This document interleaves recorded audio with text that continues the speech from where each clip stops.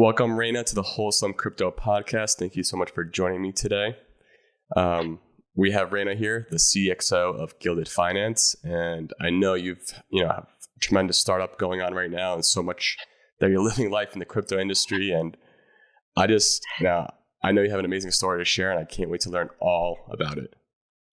Well, I really appreciate you having me on today, and I love the name of your podcast. So I was excited to come on and talk with your audience. Yes, that's the whole point, right? It's keep it wholesome, fun, and educational mostly. It's all about education. We have years of educating to do in this industry, and millions upon millions of people to educate. It's a huge part of it, no matter where you're at in the industry, really. I know, and it's like my favorite part about educating people is like when they have that light bulb over their head just shine bright, and you're like, yes, you finally get it, you got this. That's what I've been trying to show you the whole time. Oh, yes, it takes a while to get there, but when you actually get to see it happen, that's just so rewarding. Exactly. Right? And I talk with accounting professionals all day, so it's tough. They want to learn this because they need to learn it for their clients, and so it's a wonderful road. I mean, educating people is about everything. This is great. It's what everybody dreams that they get to do. But I know, and I love it. And I mean, yeah, for you, I mean, I didn't know about Bitcoin at one point. I didn't know crypto about in 2013 or something. But like, before we get into all that, I'd love to know, like, what were you doing before you even heard about Bitcoin? Like, what was your life like? What was your career like? So I've been in B2B sales since the early 90s. Was it always tech industries? Not always. I sold advertising. Just all kinds of different. It started off in debt collections. Yeah. That was the early 90s, right? But no, office supplies and software, copiers, printers, document management. That was in the more recent past, but it's always been some form of B2B sales. I even did door-to-door sales for a while. Yeah. In Denver. Wow. Yeah. I actually had a Girl Scout come by my house and offer me Girl Scout cookies. I was like, oh, wow, people still, come door to door. I forgot about that. I know. Well, because it's scary now to go door to door a little bit. But no, that's just been, talking to someone face to face. There's no easier way to make a connection than face to face. That's so true. It's like, you also, like, the first few seconds is the most important bonding time between people. So 7 seconds. But then my life changed a lot later on in my life. I was widowed. Sorry to hear that. At 40 years old, and all of a sudden found myself with, wow, what do I do now? I'm starting over again. I feel like I was reading over your history, and I feel like that's the tough part about losing somebody in your life. It's like everyone knows the emotional distress, but there's also a huge financial burden on you when losing someone. It's like you don't have time to deal with this. You just lost someone that's so important to you. It's added on top of this. It's tough. And to make it even worse, really, it was that the banks did not care. No, why would they? They did not care, right? Didn't matter to them. My husband went in for hernia surgery, got an infection in the hospital, and never came home. We had just put everything down on we had just got married. It hadn't even been a year. Put everything down on a condo, all that fun stuff. And we didn't have a lot of life insurance because we were just turning 40. You just started, yeah.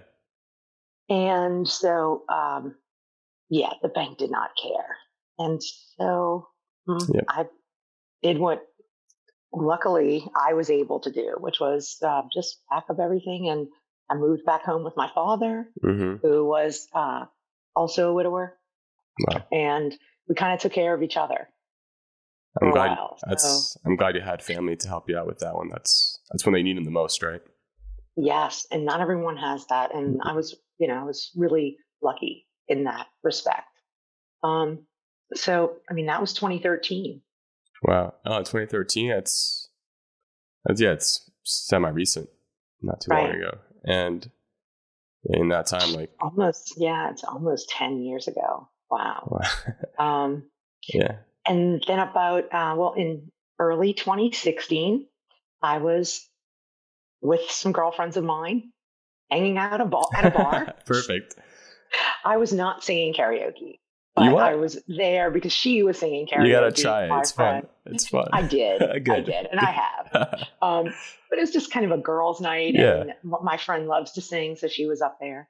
And I was, I don't know, across the bar, there was someone looking at me because I was singing. I was singing along with the music too, and looking at me. And I looked over, and I actually yelled across the bar to him, like, "Don't look at me like that. You know every word to this song." It was Sticks. And later on that night, he came over to me. He says, "Actually, Sticks is my favorite band of all time." All right, so we started talking, and on one of our first dates, I was just asking him, like, "So what do you do? Like, what do you do Classic aside question. from work? Like, what do you do?" And he's like, "Well, my family told me not to tell you because we just met." Like, what? What could it be? Yep. And finally, I wasn't taking no for an answer. You gotta tell me. Possible, right? You have to tell me. And he said, "Well, I'm into Bitcoin." I've had the same struggle as he had, because like there's so much information in you, and it kind of is like overwhelming. Oh, crypto, Bitcoin, I can't wait to tell and share, but I don't want to sound like a crazy person. I don't want to sound like some skeptical tech nerd. Like, something I love, but I'm glad you shared it with you. He did. Right? And he's really close to his family too. And the funny part of the story is that they all told him, "Don't say anything about Bitcoin. Just don't bring it up. Just wait. Don't mess up your chance." Yes. Don't sound like the crazy person that we all know you are. So that night I downloaded a mycelium wallet. Wow. And and he's like, "Well, usually I make, people give me the amount of money that I send them in Bitcoin because I want them to have skin in the game. But I'm just going to go ahead and send it to you." So I wrote down the seed phrase on the back of a bar receipt. And put it in my wallet and carried it around for a long time. Oh man, my heart would be racing at that point. God, can't lose this. And he sent me $5 of Bitcoin. Nice. And that was in February of 2016. Wow. And that's, I think, right when the bull run was happening, right? Or right in the midst of it? Right before? Nope. Yeah, it was before. Yeah, 2017. Bitcoin was $777. Oh, man. And then it went, and then the Dow hack happened. Yeah. And then everything went down, and Bitcoin was back at like 400. So what were you thinking at this time? Like, you this is new tech for you. Have you heard of Bitcoin before meeting your significant other? Nothing? Never. I had never heard of it. Wow. Right. And I was working with IT professionals at the time. I was selling document management solutions to businesses, and all of my prospects and customers were IT professionals, and not even one of them. Like, I've never heard of this before. Yeah. How is there? I'm like, there's no new money. You realize that that's not even possible. It's not legal. It can't be legal. There's no new money. I was totally indoctrinated. And he said, "Trust me, it's new. It is new money, and it's money that doesn't involve a bank." And that's kind of where he got me. That's where he got me. Like, so I don't have to open a bank account or anything. It's like, no, you have the app that you now have Bitcoin. And you own it yourself. No one else can touch it. Now maybe this is cool. And I mean, not that I hate banks. I was just, fresh off of some pretty hard times, and my banker was not my friend during that time. Yeah. So maybe that's what hooked me in. I was definitely the libertarian mindset. I was definitely in the big government, too much spending. Everything we need. You need a new department. And people, they call it a department. Like that doesn't mean anything, but a department means an entire new group of humans that now work for the government. So I went on with there's no new money. It can't be new money. It's hard to illegal? It's hard to fathom. Like, oh, I actually can own this value. Yeah. How do you even reasoning that in my head? I just it's still for hard. a while I couldn't. It's still hard. And Jason is his name, and Jason like, I don't know enough to teach you. I know enough to tell you about it, but I don't know enough to teach you everything. Yeah. So he sent me to Andreas Antonopoulos, right? Where else do you learn? That guy. He taught me so much. And I still wish I could put his whole head into mine, but it's too... right? He's always the first link I sent out too. Like this, if you want to really learn about Bitcoin, just listen to Andreas. Listen to this first. Exactly. You don't need to know about coins and exchanges and wallets or any of that. Just listen to this first, and then it'll be easier to go into the rest of it. Because if you understand why Bitcoin is important, then the rest of it doesn't matter as much. Exactly. Like you understand why the fundamentals. It's important. Exactly. So I found myself after a while, instead of working, which is like at my job, I was in my car, right? Because I was an outside sales. So I wasn't in an office all day. Oh, gotcha. Yeah. And I was in my car with my phone propped up on the dash with listening to Andreas videos. Just absorbing as much as you can at any second you have time. I was just so excited about all of it. I mean, like he really, I found that passion listening to his videos more than, listening to any of us. When we try to explain crypto to someone, or Bitcoin, crypto, any of it, we're searching for we're searching for the right words.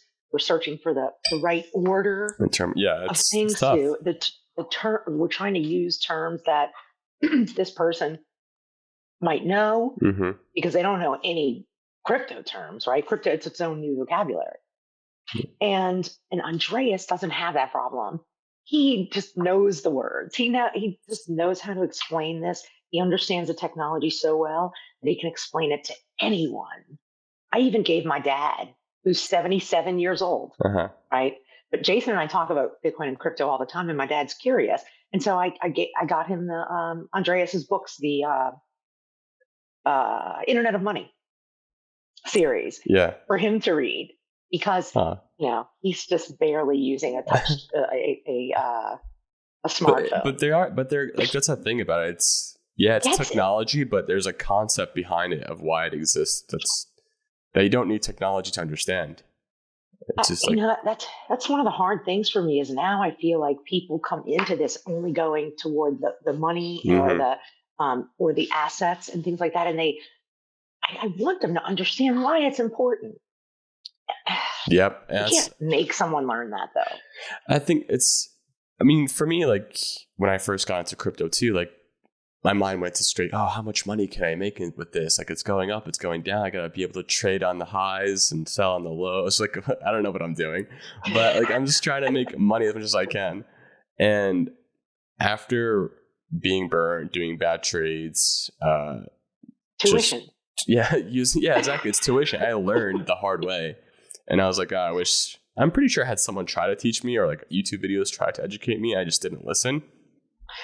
So now when all my friends come into it, I'm like, listen to me, trust me. You don't want to try to trade this and that. Just hold and like value yourself with the technology. Try to get into the communities that you love and really be part of the change versus trying to make a few more $1,000s that you could have made by trading versus just holding.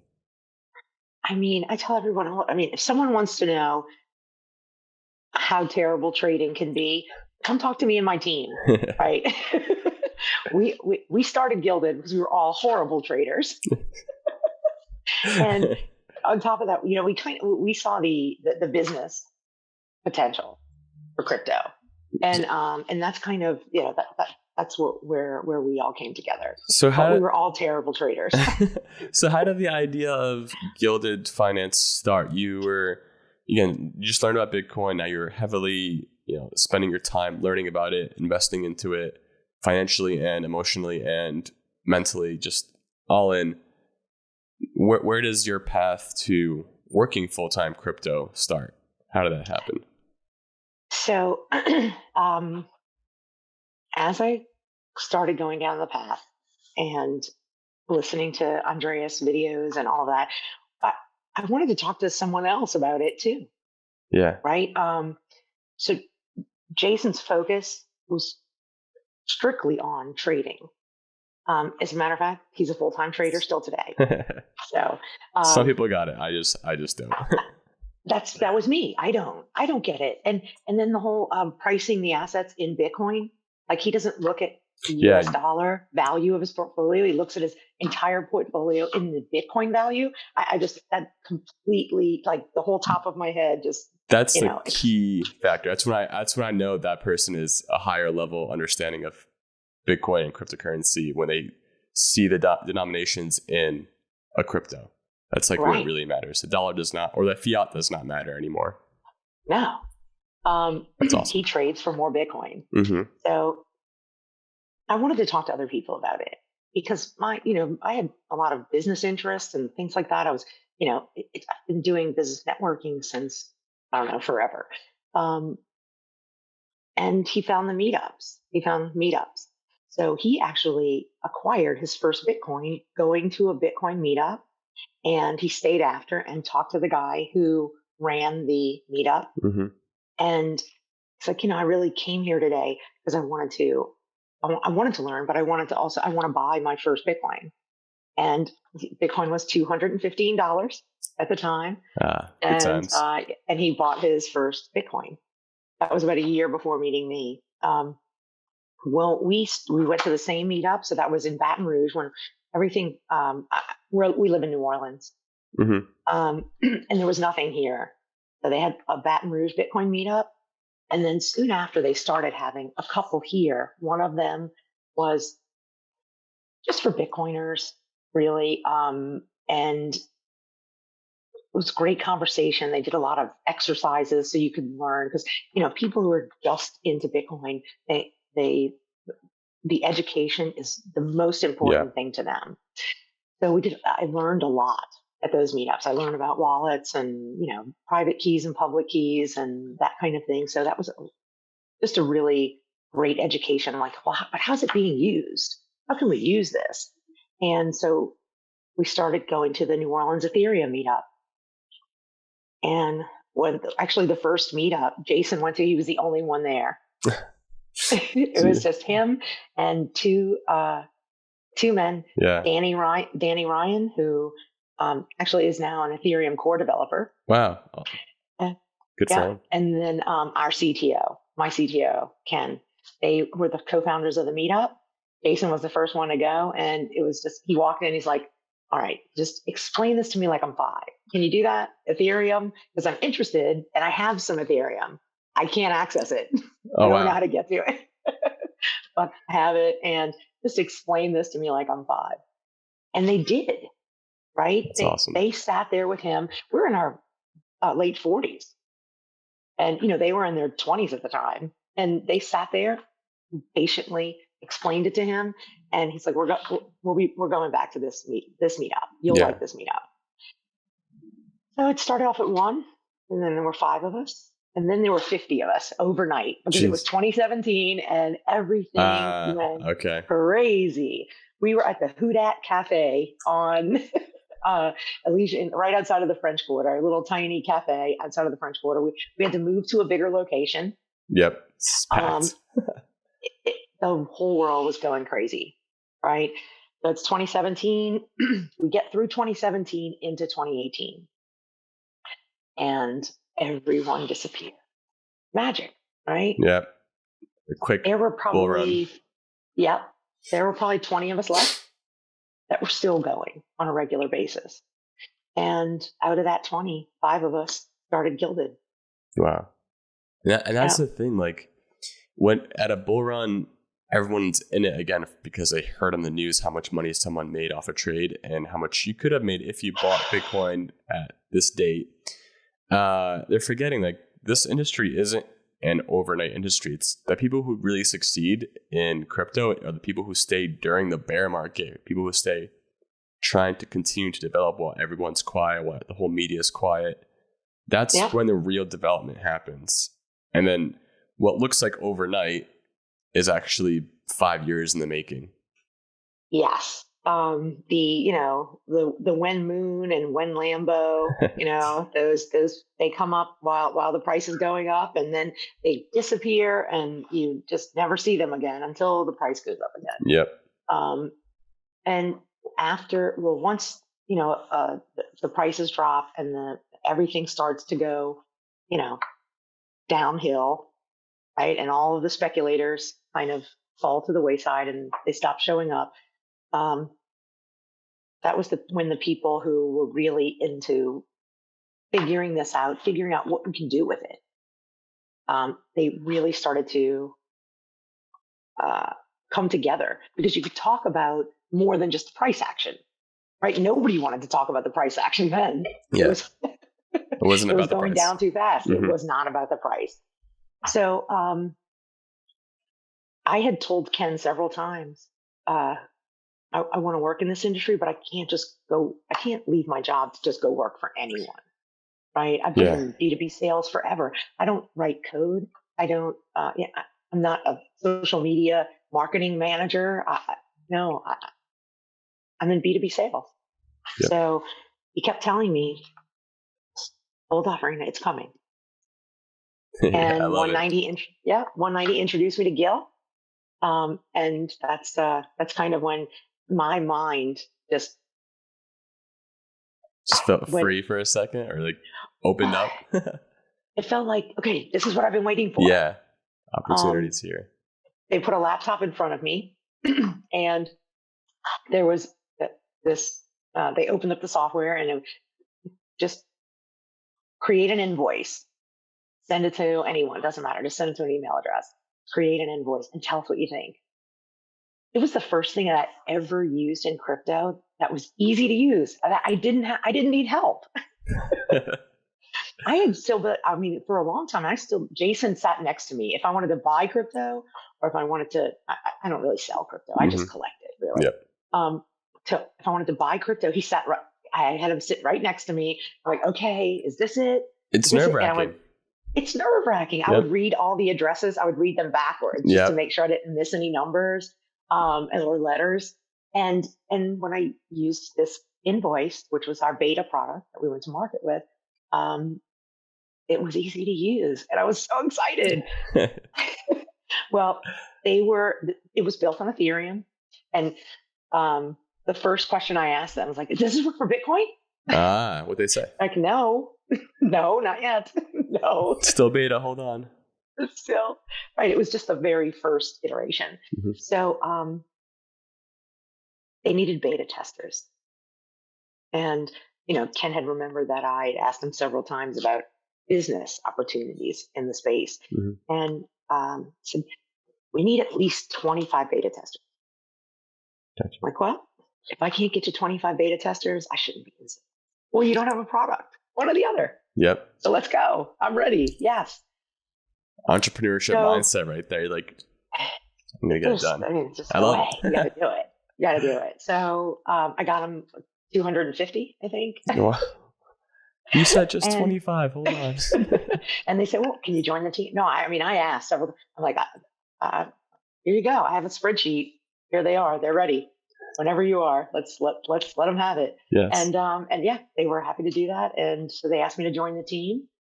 That was May of 2018. Mm-hmm. We went to Techstars in New York City in early 2019. Awesome. Just learned all of it's basically startup boot camp. Yeah. How'd that go MBA for you? Boot camp. It was awesome. I moving to New York City from New Orleans in February. Yeah, it's a big change. I'm a East Coast boy. I was in Jersey. Now I'm in the Boston area. So a I'm like, yeah, February sounds good. Sure. Freezing, but whatever. Well, it was freezing. It was the end of some Arctic blast. It was 4 degrees when we got there. And I'm such a Southerner. Wow. I'm such a Southerner. I'm used to the warm weather. And, but no, the program was unbelievable. Our managing director, Yasi, from all of the people who helped us, all of the, the aides that were there, part of the program that were just there working for Techstars, just there to help us. I learned so much, and I learned how little I really know. I learned how much I needed to learn. The more you know, the less you know, right? That's how it goes. The more you know, the less you feel like you know. Sure. I mean, I've been in B2B sales, but I'd never been a founder before. And on top of that, I'd always sold finished products. I'd never sold new software before. Because now you have to not only sell the unfinished product, but also sell the dream, the passion, the team, everything going behind it, and the vision. It's different. Yeah. And I had no idea how long it took to build software. I'm like, oh yeah, we have this invoice. Oh yeah, we're going to do accounting. We'll have accounting tools and all of this stuff. And then I realized that this, it takes time. But November of that year, we launched our QuickBooks Sync.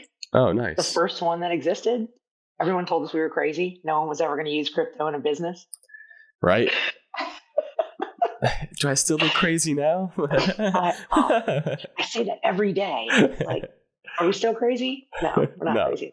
We're not crazy. You're actually the only sane people in the room, that's what's crazy. Yeah. And the accounting challenges are, they're not nothing.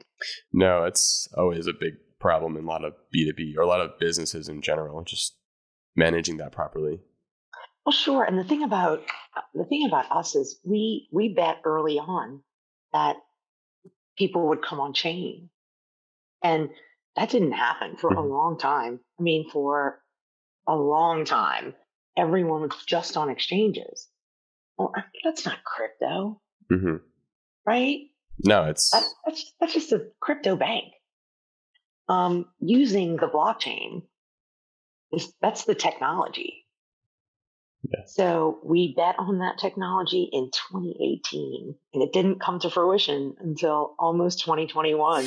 But that's exactly right, though. You worked through the bear market, and now this bull market's happening or happened. We kind of are in the middle of it now, but it's showing like this is the time where you shine. It's 5 years of work to shine now.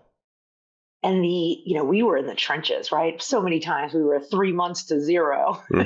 We were, 6 months to zero. Oh, we're excited. We got a little bit of money from, an investment from an angel, and now we're 9 months to zero. Oh man. A startup is the hardest thing I've ever done, but also the most rewarding, without a doubt. Yeah. When you build something from nothing, and you get to that first milestone, your first 50 paying customers, your first 1,000 fans is the target that you're going for, your first 100,000 in MRR or what have you. That's all of those targets. When you start from zero, then you really appreciate more, or at least I do, the journey to get there. How hard it is. How many times it's just like nobody gets it. Why doesn't anybody get it? No one's gonna get it until they experience it. It's just one of those things. So now that you have this beta product out and testing it out, using it, how like are the people's reaction, and like how what's the like secret sauce to Gilded Finance? Like, what makes them so much more different than any other accounting crypto tool, like Coinbase or PayPal maybe even has that now? What's the big difference? Nobody has it. I don't know. Yeah, none of the Coinbase doesn't have. Coinbase maybe has a tax tool for you or I as an individual to just export and get a report. Because see, us as individuals, taxes come out first. We get what's left over. Yeah. Right. But for a business has income, revenue, and then they deduct all of their expenses. And then the remainder is taxed. Gotcha. So it's a lot different. And we really have only 3, 4, 5 competitors out there. And we actually share referrals with one another because you can't support everything. You can't support everyone, right?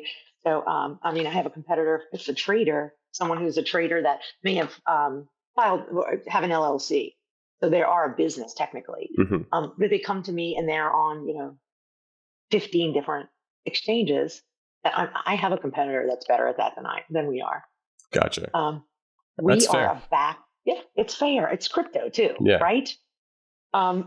We are a back office solution for businesses that transact with digital assets.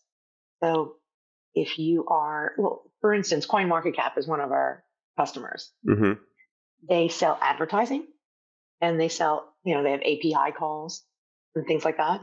So they use our invoicing tool for advertising. So on the invoices, you can pay with crypto. But, if you just send someone your wallet address to pay you with crypto, you don't know how much they're going to pay you. Their advertising product is priced in dollars. Yeah. So with the Gilded invoice, you can price your invoice in dollars. And then when your customer clicks to pay, they'll have a choice between crypto or credit card. And credit card through Stripe integration. And the wallet that it's associated with is owned by the business, correct? It's not like Gilded. By the business. We never touch funds. That's awesome. It's strictly just a tool for these companies to really make, accounting logistics easy. Exactly. But also own everything, which is great. Own it themselves, right? We don't need to touch your money to help you use it and account for it. Yep. Because that's that's what's so great about this technology. So everything's non-custodial. So you do need your own wallet. Yeah. Right. So a business will come to Gilded. It's one or two use cases. One is the payments, right? So invoicing, and then the other would be the accounting. So that's parsing, data and pulling all their transactions from the wallet address. And if they do have some exchange transactions, we also support that, and we have a Coinbase integration. Gotcha. Too. And then enable them to sync that data to their accounting system. Because in order to write off expenses as a business, they have to be documented. Yep. And blockchain's really good at counting, not so much documenting. Well, everything is always kept in history, a blockchain history. Right, but not who you paid and what you paid them for. Yeah. Right? When you have to share that information. Yeah, it's true.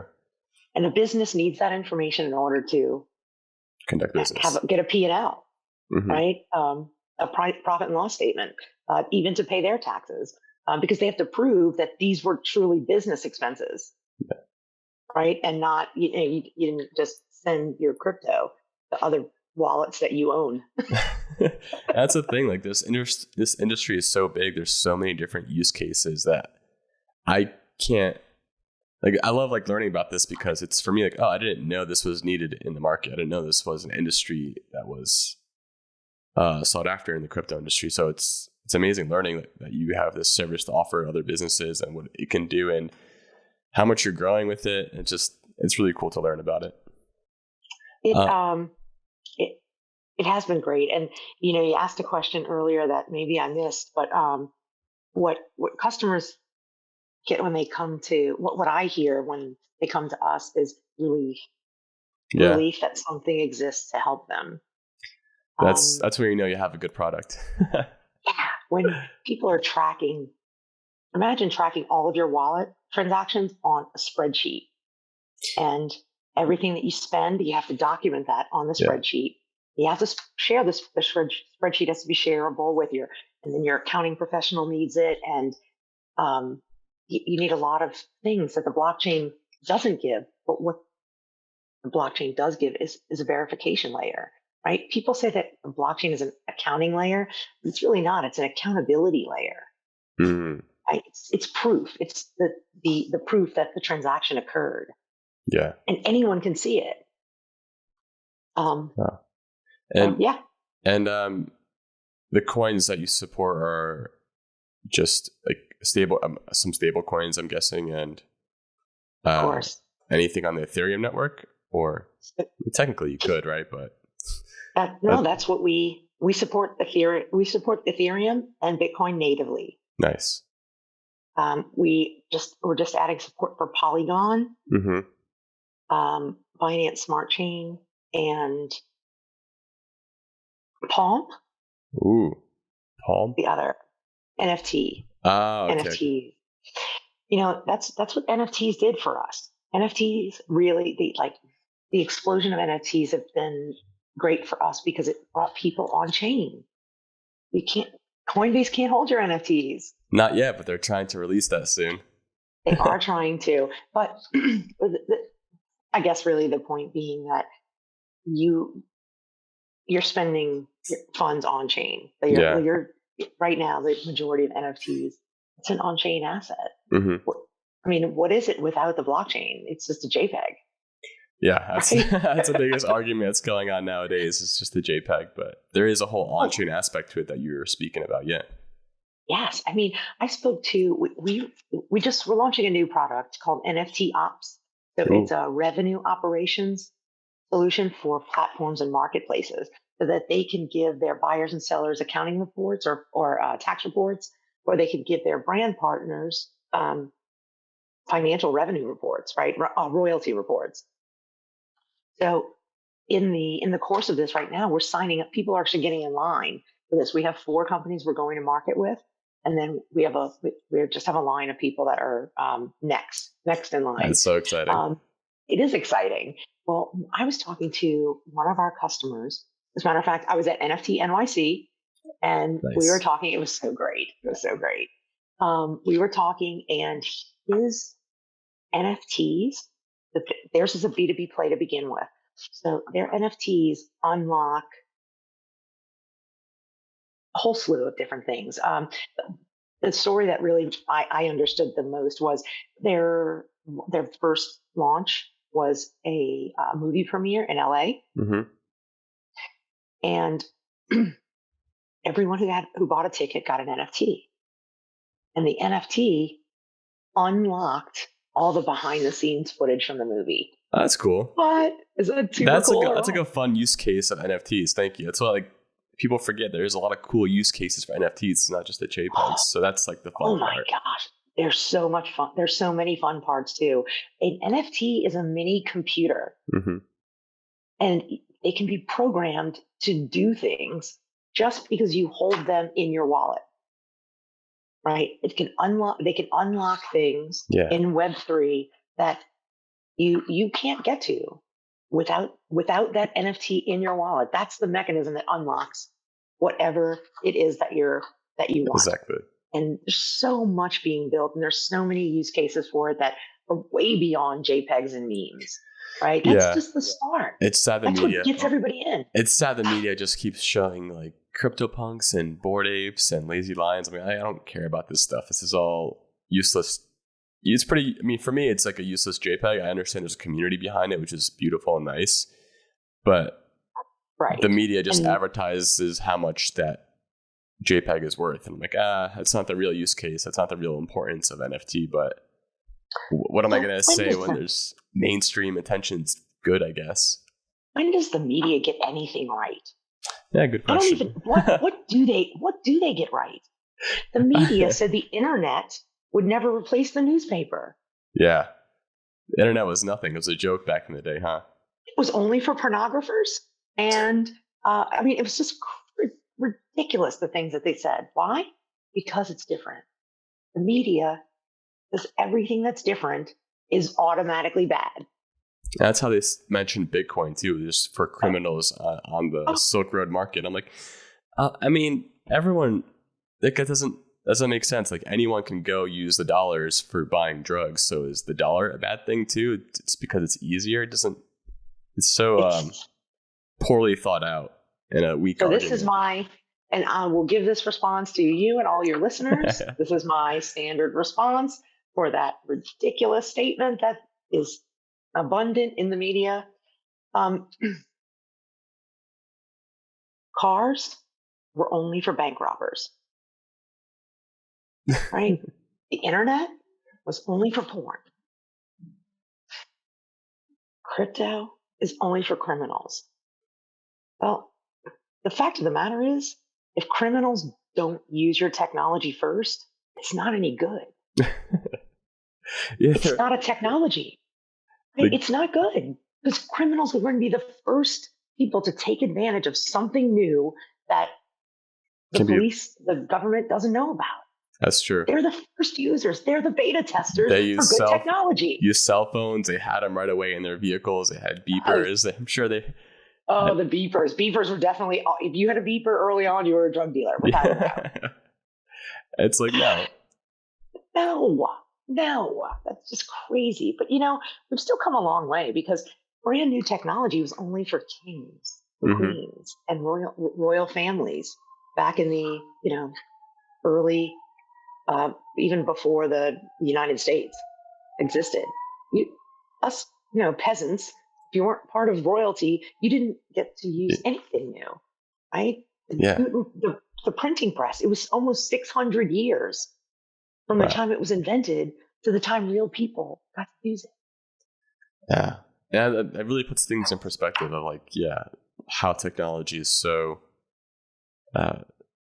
just poorly advertised. Yes. Nobody wants to do anything new. Nope. It's like my 77-year-old dad. He now uses his cell phone, right? He uses a smartphone now to do his banking, and he sent at least a couple of emails, right? And that's the thing. At his day, it's when was that going to happen? Yeah, the internet was bad when he first heard about it, I'm sure. And it's like, okay, might as well not learn about it. And now we're in a state where you have to use your phone and the internet to do everything because otherwise you almost can't. You almost can't, right? I mean, look, my dad listened to the Lone Ranger on the radio. They didn't have a television until he was almost a teenager. Can you even imagine, right? So every new technology is bashed by the media because that's what gets them ratings, and that's all they care about. They don't care about what they tell us.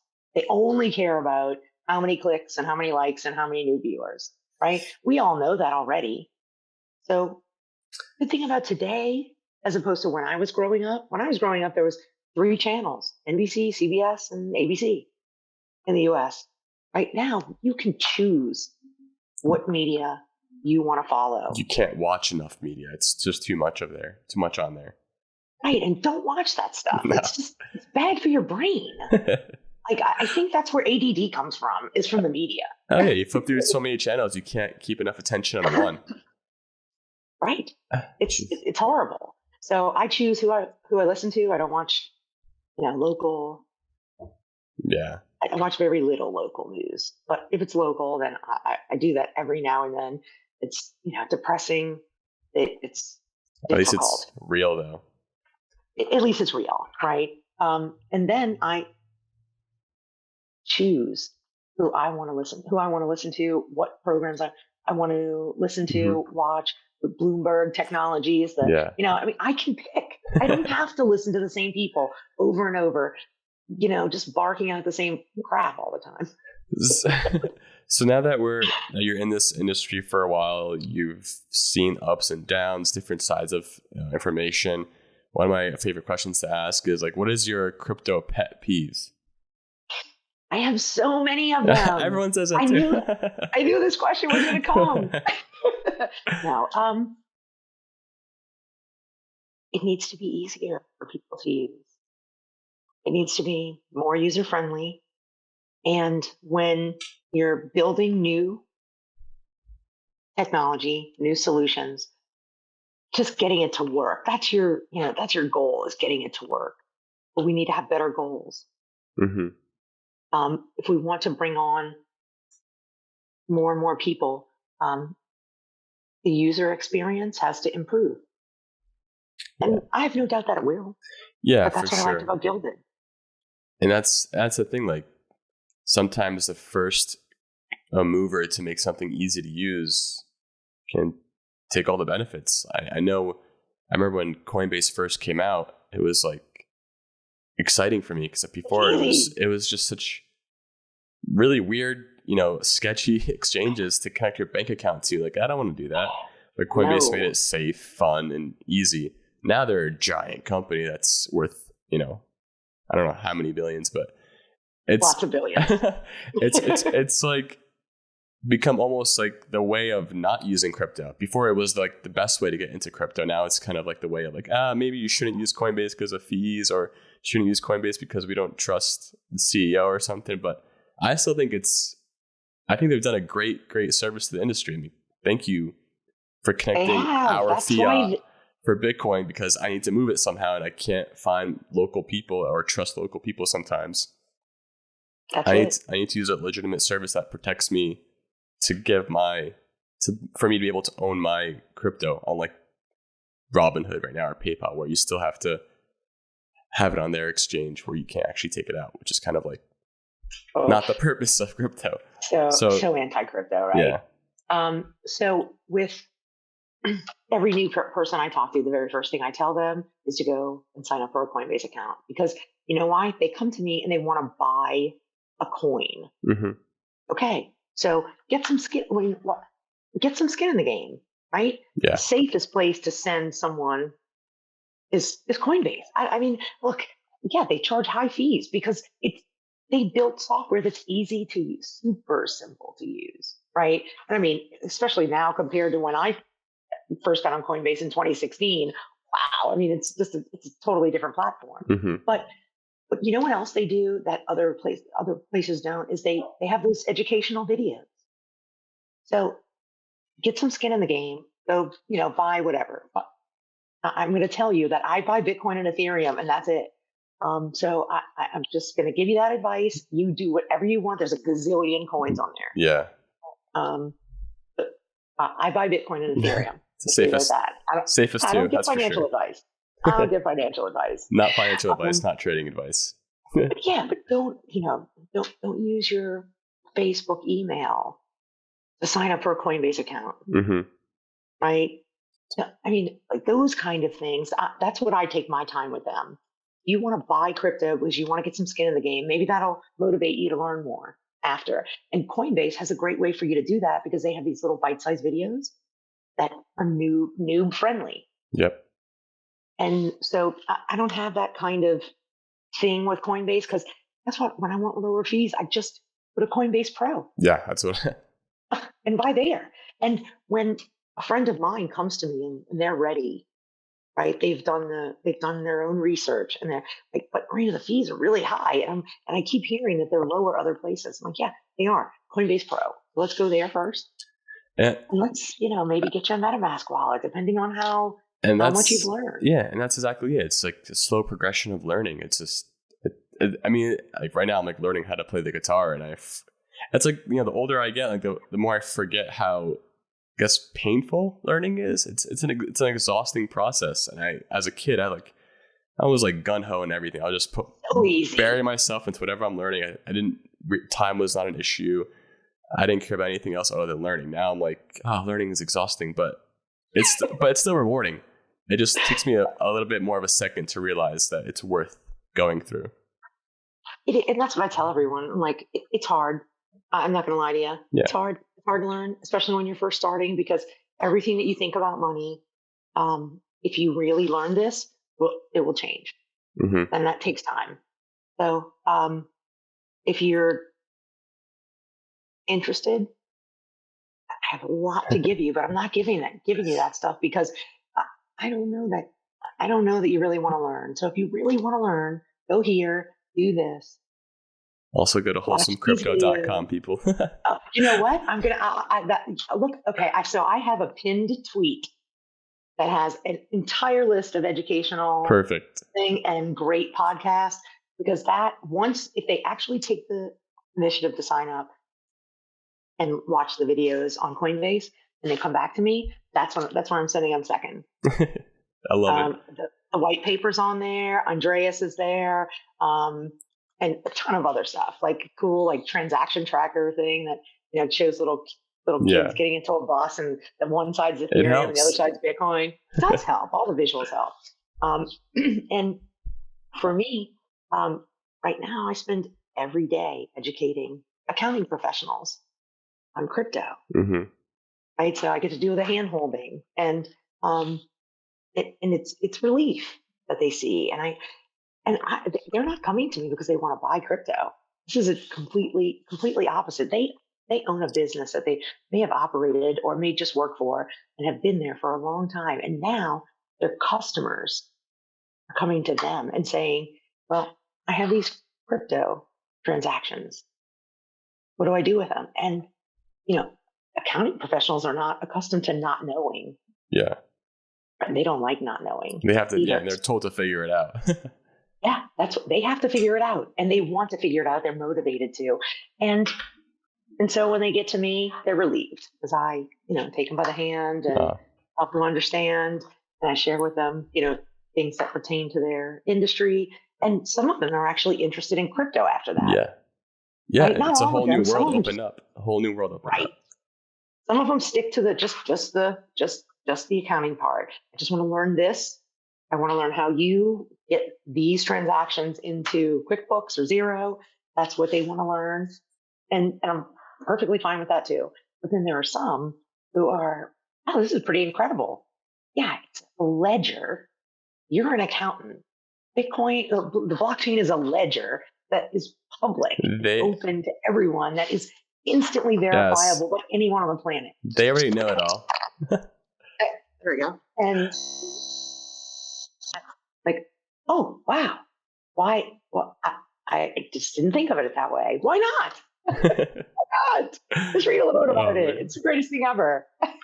That's the thing. It's just like they know it all already. It's just a different format, but they already know all about this, how ledgers work and how all this works. So that's awesome. Yeah. One of my last questions for you. What is your favorite wholesome crypto moment? So some crypto experience or conversation that was just like wholesome to you, that made you smile, made you feel good. I have them every day. I talk to people who are new to crypto every single day. And when at the end of a conversation, they're like, thank you. Thank you for spending time with me, Raina. I get that all the time. That's the smile of the day for me. And I get to get that every day. So having that. Just one, my significant other and I are in crypto together. We've been together since he gave me $5 of Bitcoin on our first date, and we're still together today. So we both live, eat, and breathe this industry. I couldn't have done Gilded without him. The support. Right? And we're living the dream. I love it. Live it up. It's just like the whole point of this industry is to like find a new dream and find a new path and live it to your best. Thanks. Thank you. I know I didn't answer your question. Oh, you did. Okay, good. You did. You answered all our questions. And did I? Yeah. Okay, good. All right. Well, I guess you can clip that last part then. Don't worry. I just want to say thank you so much for joining and spending the time with me today to talk about you and how you started with crypto and how you started up with Gilded Finance. And I'm excited for you to offer this amazing service to so many other people that need it. And thank you. And thank you for reaching out to me. Thank you for having me on your podcast and giving me a new podcast to listen to. Thank you. See you, everybody. Bye, everyone.